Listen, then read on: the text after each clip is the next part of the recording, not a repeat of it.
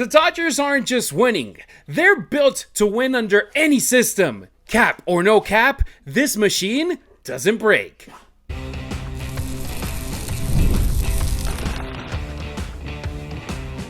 You are Locked On Dodgers, your daily Los Angeles Dodgers podcast. Part of the Locked On Podcast Network, your team every day.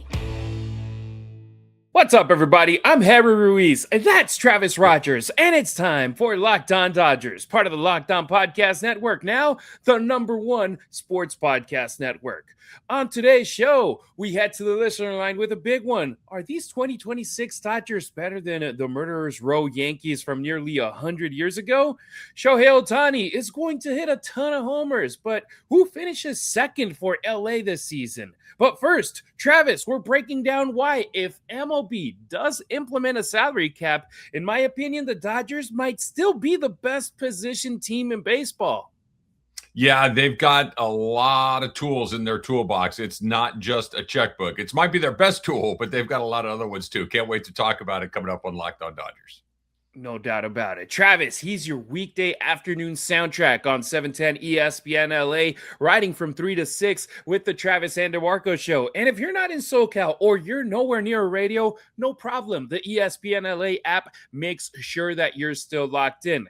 As for me, when I'm not calling USC football or Raiders games in Espanol, this is my home base. Talking Dodgers, breaking things down, and doing it with you. If this is your first time checking out the show, welcome. You didn't stumble in by accident. And if you're an everydayer, you already know this podcast runs because of you, just like ADK over at our YouTube channel, always tuning in. Like him, if you're watching on YouTube, hit the like button, jump in the comments, and subscribe so you're here every day. Listening on Apple Podcasts, Spotify, or wherever you get your pods, a quick 5-star rating helps this show get reached by more Dodgers fans. And remember, the Locked On Dodgers listener line is always open, 2793-LOCKED or 279-356-2533. Leave a voicemail or a text like we're going to be reading one later in the show. The ultimate flex built for any system. We've heard it left and right, Travis, from fans who hate the Dodgers, saying that the Dodgers are ruining baseball with their uncapped spending. Well, in my opinion, we might be heading into a lockout next year, but I see no problem for the Dodgers because, yes, there might not be an agreement between owners and players with the new CBA, but if they do set a salary cap, I think if there's a team built to win it, it's the Dodgers. Look at Andrew Friedman's career arc. He's lived it on both ends of the financial spectrum, and he's been successful in both ways. Tampa Bay, Sporting News Executive of the Year back in 2008 with his Tampa Bay Rays, making it to the World Series with a roster that cost less than the average annual salaries this year of Ohtani, Tucker, and Juan Soto. And that Rays team was built on efficiency, precision, and squeezing value out of every dollar. And Travis, they won't be able to spend as much money on the roster if a cap gets implemented, but the Dodgers will be able to spend it everywhere else.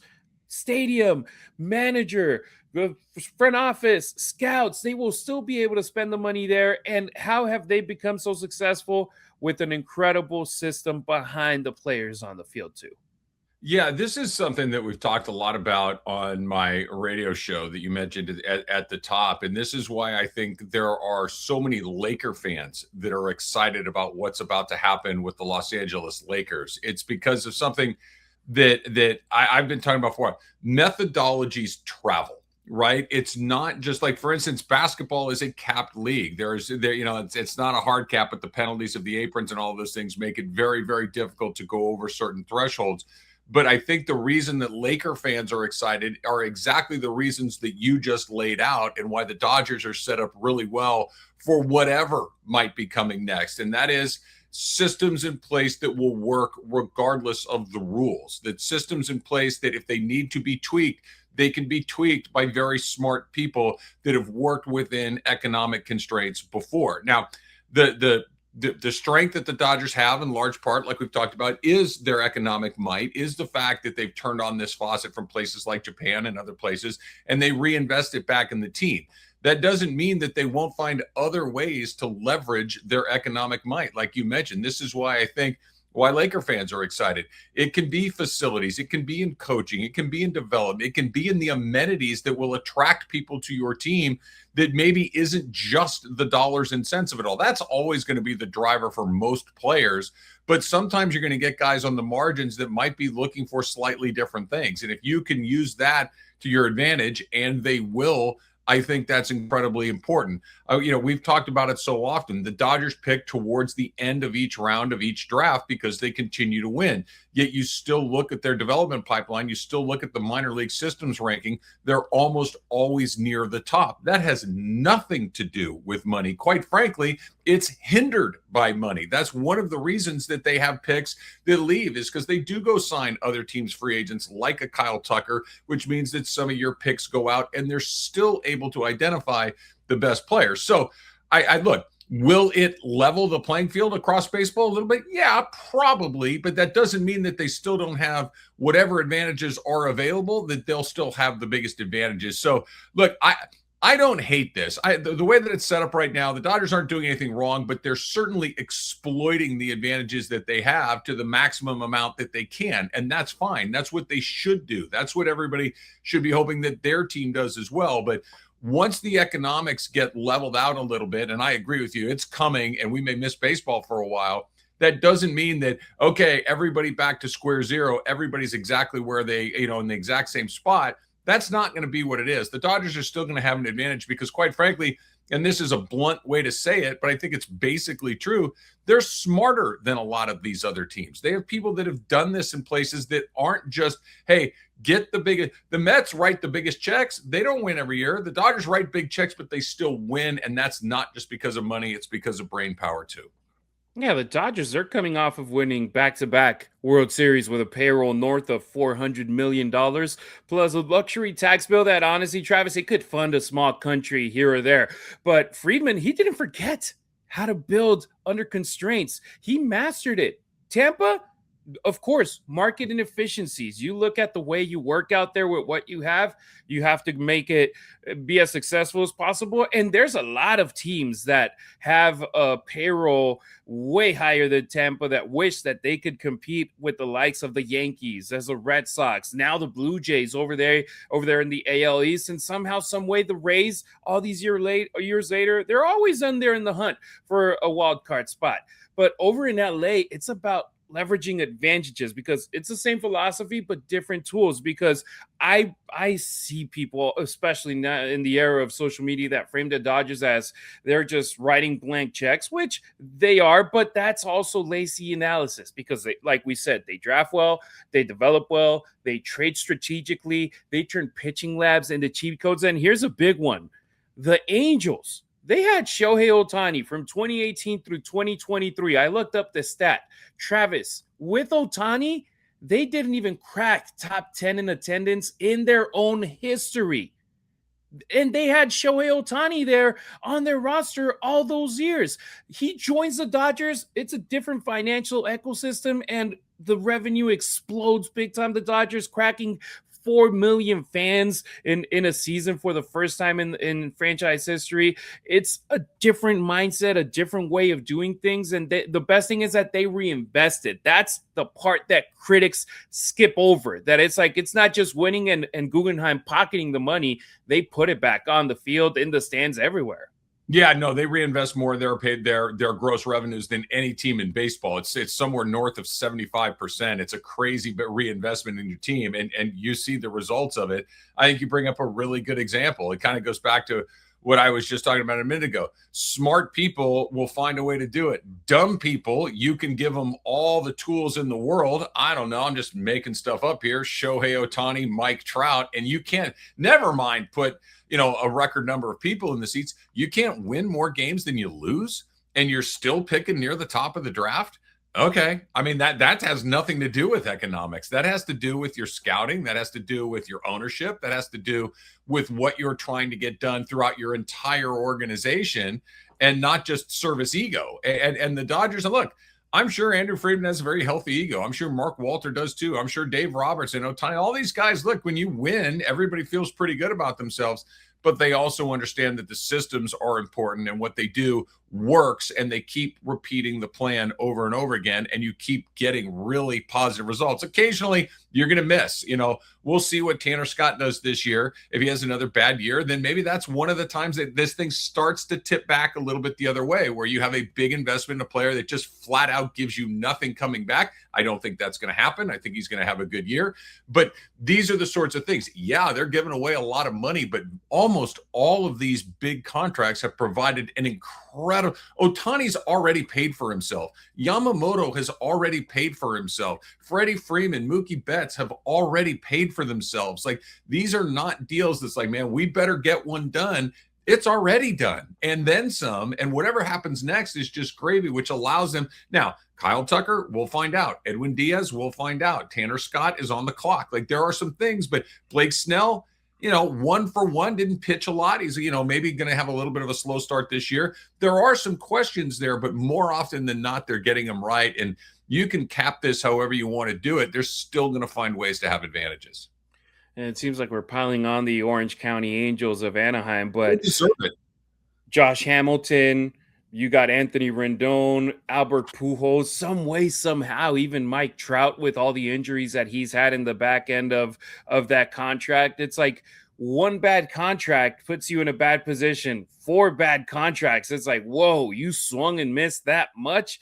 It makes it tough. But coming back to our topic that we were touching on, if tomorrow MLB installs a hard cap, the Dodgers scouting, player development, and analytics engine isn't going to disappear. If anything, it becomes even more dangerous because everything's already in place for the boys in blue. And yes, I'm not going to blame them that they're taking advantage of the moment, because windows don't stay open forever. But this isn't a sugar high. It's an organization built to pivot. And that's why if baseball ever changes financially, even in the following year or in the immediate future, the Dodgers won't blink. And Travis, in my opinion, they're built better than anybody to be able to survive with a salary cap in baseball.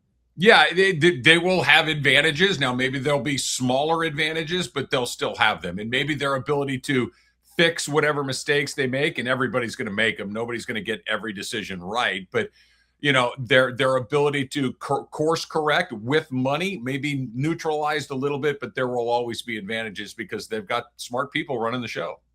No doubt about it. All right. Next on Locked On Dodgers, Shohei Ohtani might flirt with 60 home runs this season, but here's a real question. Who's finishing second behind him in the Dodgers? Hiring isn't just about filling a seat. It's about finding the right person, someone with the experience and background who can actually move your business forward. And if that's what you're looking for, Indeed sponsored jobs is the way to go. Instead of crossing your fingers and hoping the right candidate finds your post, Indeed puts your job in front of people who already meet what you're looking for, based on things like skills, certifications, and location. That means less time weeding through the wrong fits and more time talking to candidates who actually make sense. And here's a number that really puts things into perspective. In the time it took me to say this, 27 hires were made on Indeed worldwide, according to Indeed data. So if you're hiring, stop searching and start connecting with qualified candidates faster using Indeed sponsored jobs. And right now, Locked On Dodgers listeners can get a $75 sponsored job credit to give your job the premium visibility it deserves. Just go to Indeed.com/podcast. That's Indeed.com/podcast. Terms and conditions apply. Thank you for making Locked On Dodgers your first listen of the day, and thank you for making Locked On the #1 sports podcast network. You already live your team every day. Now take it up a level and go ad-free. Join the Everydayer Club today and get Locked On Dodgers with no interruptions, members-only Discord access, and more, all for just $5 a month or $50 a year. Go to LockedOnDodgers.supercast.com or check the link in the show notes to learn more. Who rides shotgun to Shohei? All right, let's start here. Shohei Ohtani has already reset expectations in his first 2 seasons in blue. Record-breaking production from the plate. Historic pace. Could he hit 60 this year? Absolutely. But Travis, that would be in of itself. Before we talk about the other guys, 60, yes or no? I think yes is certainly on the table. I mean, why? This sounds stupid. Okay, I understand how stupid this is going to sound. What I'm going to say, why not? Right? I mean, what else? If he decides he wants to hit 60, he'll hit 60. I know that it's not that easy, except for I'm not sure it's not that easy for him. If I had to bet, like we talk about our friends at FanDuel here on Locked On Dodgers all the time, if I had to place a bet on it, I would take the under, simply because I think he's going to pitch a lot more this year. And I get that he's Superman. I get that he might be the greatest baseball player ever to put on a pair of cleats. I understand all of that. But the more he pitches, the more, or I should say, the less likely I think it becomes that he does extraordinary things offensively. When he did his 50-50, there was no pitching. When he reset the Dodger home run record last year, there was only some pitching. This year, I think we're going to get, hopefully, knocking on wood, a full season of pitching. So I don't think he will, but I'm not saying he won't. I wouldn't say that there's no chance, no how, no way, especially if there is a stretch of the season and it's a relatively longer one where he isn't pitching, right? Like, let's say he has a little something or other, a blister on his finger. Let's make it a minor thing or whatever, that he cannot pitch for 6 or 8 weeks. Then all bets are off, because we've seen him when he's just exclusively an offensive player and there's nothing like it. But if I had to bet, I would say no. But I am out of the business, Harry, of saying Shohei Ohtani can't do anything on a baseball field, because as far as I can tell, there's nothing he can't do. Well, I can't bet because of my job, but I would take the over, because I don't think he's Superman. I think he's every superhero from DC and Marvel combined in a 6'3", 210-pound frame out of Japan that can do anything he could try to do. And I feel like, hey, let's be the first player in Dodgers history to hit 60 home runs in his third year with the franchise. But after him, Travis, because I couldn't ask the question, who's going to hit the most home runs for the Dodgers this year? Because the answer is pretty clear. It's going to be Shohei Ohtani. After him, that's where it gets interesting. Quick trivia. The first one's easy because it was last year, but the Dodgers' second place home run hitters the last 2 seasons weren't who most fans would have guessed. Do you remember who they were? I know it was Pajes last year. Was it Teoscar the year before that? Yeah. That's why you're the man. Pajes 27 last year, Teoscar 33 the year before that. But interesting that it wasn't Betts, it wasn't Muncy, it wasn't Friedman. I know that they're getting up there in age in their 30s, but at the same time, it's like, hey, those were guys, Betts and Muncy. They actually led the Dodgers in the 3 years prior between both of them. Betts twice, Muncy once. But who's going to step up in 2026? Want to run through it? Yeah, well, it's interesting, because I think Muncy would be the guy that I would bet on first, but that presupposes health, and Muncy has missed time in all of these seasons. Like, if you told me Max Muncy was going to play 150 games or 145 games, I'd take Muncy for sure. I think he is the best bet to hit north of 30 home runs. After that, I think it gets, look, Mookie's really interesting to me, Harry, because Mookie had a terrible offensive year last year, not just for Mookie Betts, really for almost anybody that is a quality major league player. And Mookie Betts is a much better than quality player. He's a Hall of Fame player.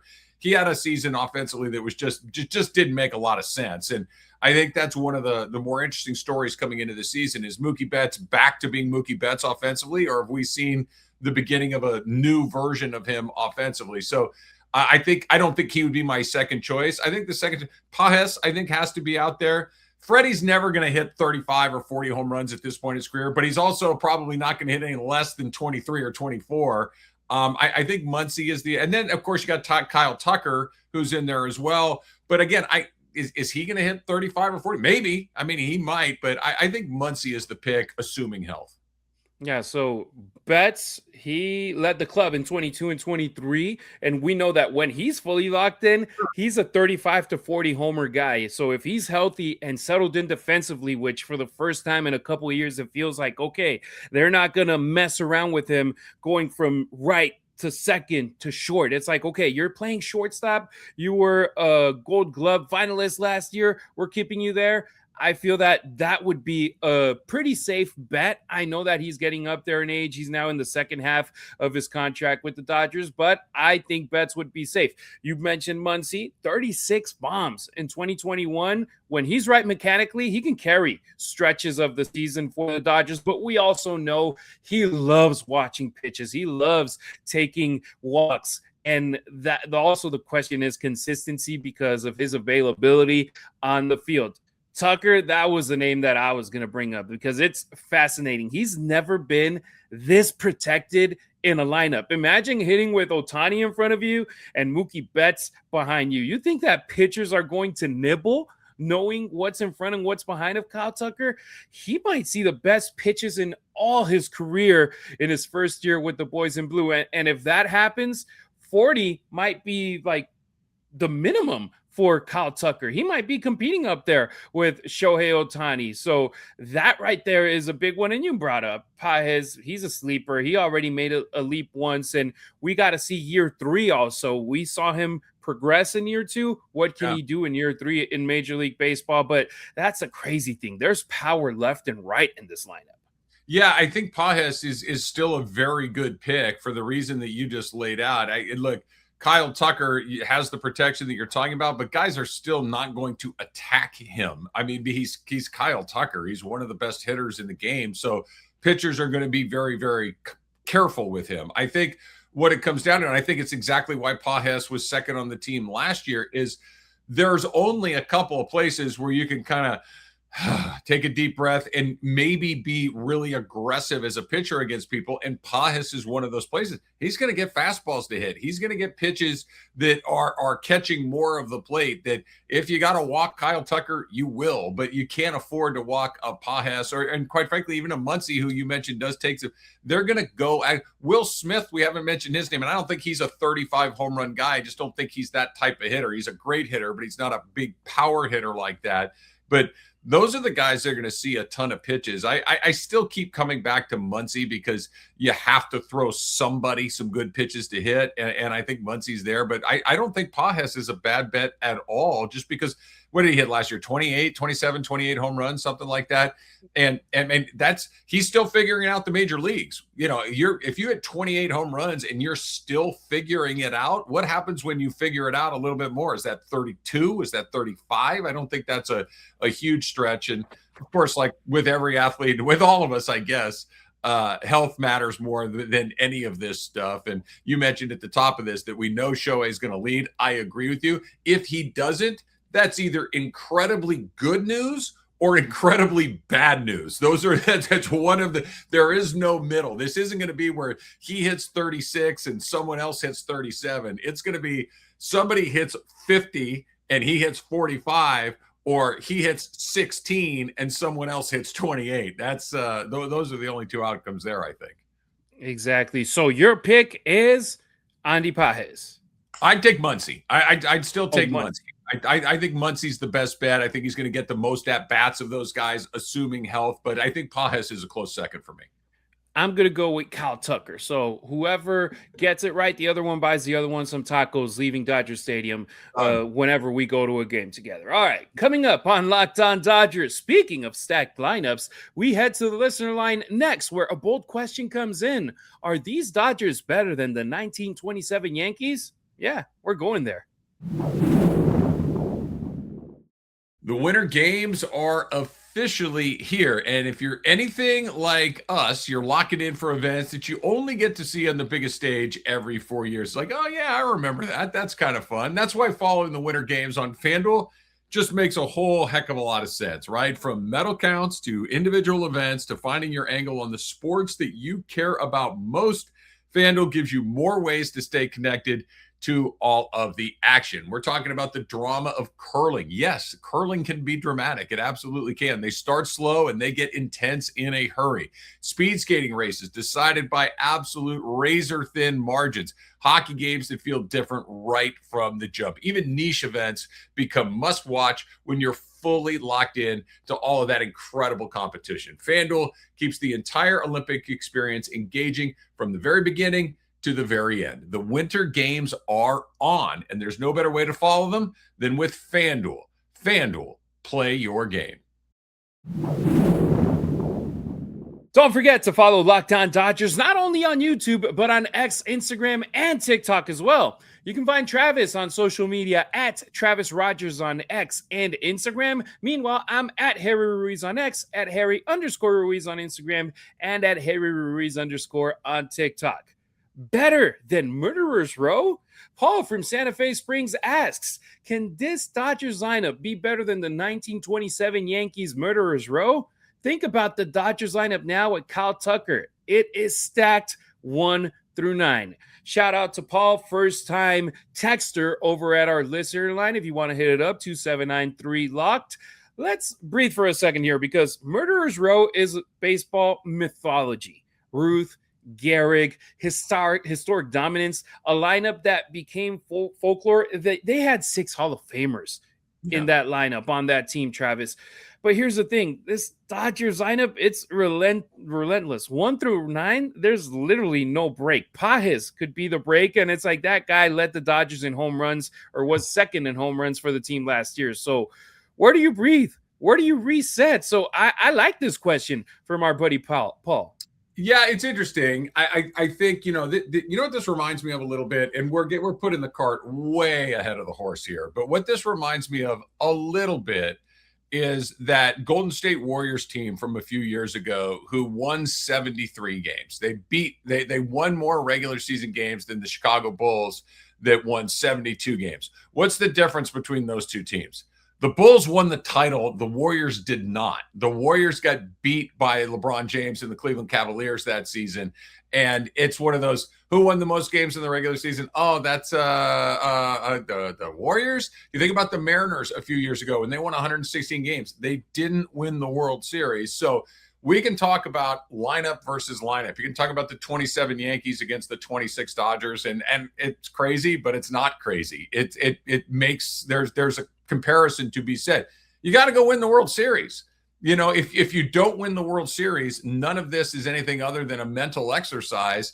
And those are fine, I guess, but you need to have hardware at the end of the season. So if they go out there and they win 102 games, but they go through the World Series again, and then we look back at this lineup, Mookie Betts is going to the Hall of Fame. Freddie Freeman's going to the Hall of Fame. Ohtani's going to the Hall of Fame. The way it looks, Yamamoto is certainly headed in that direction. We'll see what some of these other pitchers are able to do. Will Smith, I think, is a bubble candidate at this point and trending in the right direction. So they've got the accolades there, but you got to win, and weird stuff happens. Like we've talked about it all the time. We could easily be here talking about how the Dodgers missed by this much last year, how Will Smith came off the plate, how Kike Hernandez couldn't catch that ball in left field, how Miguel Rojas didn't dig it out of the dirt on the shore. Like there's a million things that could have happened. How Will Klein didn't pitch 4 great innings of relief. I mean, a million things could have happened. So until they win the World Series, it's interesting, but you got to get the hardware first. But the lineups are certainly comparable. I agree with that. Yeah, and in this exercise, it's the same thing as when people compare Michael to LeBron, when you compare Shohei to Babe Ruth. And in this exercise specifically, unlike 1927, this Dodgers team operates in an era of elite velocity, specialized bullpens, advanced scoutings, and a global talent pool that seems limitless, with players coming left and right out of Asia, coming out left and right from South America. So the level of competition today is significantly deeper. When we ask, are they better? It's not disrespectful. It's just contextual. On paper, in depth and versatility, I feel the Dodgers definitely are deeper than those Murderers Row teams, that 1927 lineup, that team. But it's just a completely different era of baseball. And you just got to appreciate us that we're alive in this era and that we get to watch it, that we get to appreciate it.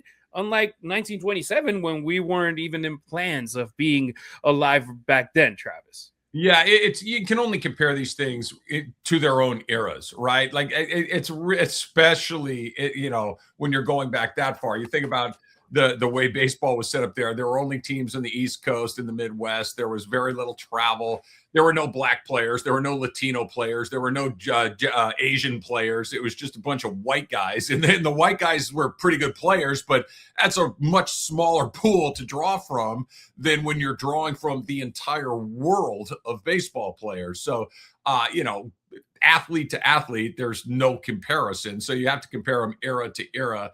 And I think, if they can punch their ticket this year, they're gonna stack up with some of the all-time greats, because like we talked about a second ago, there really aren't soft spots offensively. There really aren't a ton of soft spots in that rotation. If the bullpen holds up pretty well, they're experienced. This is what you're looking for. So if they can go out there and then, maybe they mess around and win 110 or more games. I don't know. I'd be surprised, but it's possible. I think it's going to be that when they're fully present and when they're fully, hitting the gas, what does that look like? And we're going to get a look at that periodically during the season, but we're going to get to see it every night during the postseason. I think that's the thing that we're going to take away from this ultimately. Yeah, greatest ever is a dangerous pair of words, especially baseball history. We know it's sacred territory, but best built franchise in modern history, that argument is going to be getting harder to dismiss, especially if they win again. That conversation won't be hypothetical anymore if you get 3 in a row. All right, shout out to the listener line once again, hitting hard and bringing us good topics. This time, Paul from Santa Fe Springs. That'll do it for today's pod. Thank you for making Locked On Dodgers your first listen of the day, and thank you for making Locked On the #1 sports podcast network. On tomorrow's show, we're going to do a deep dive into the Dodgers bullpen. Why are they going to be better than the LA Pen from 25? And not just because they added Edwin Diaz. If you never miss an episode, the Everydayer Club is built for you. Get Locked On Dodgers ad-free, plus members-only Discord access and more. Head to LockedOnDodgers.supercast.com to join the club. For those of you on video, we send you to the first ever 24/7 National Locked On Podcast Network YouTube channel. On audio, make sure to make your second listen Locked On MLB. Travis and I, we appreciate you riding with us. Until next time, keep it real, keep it Dodger Blue.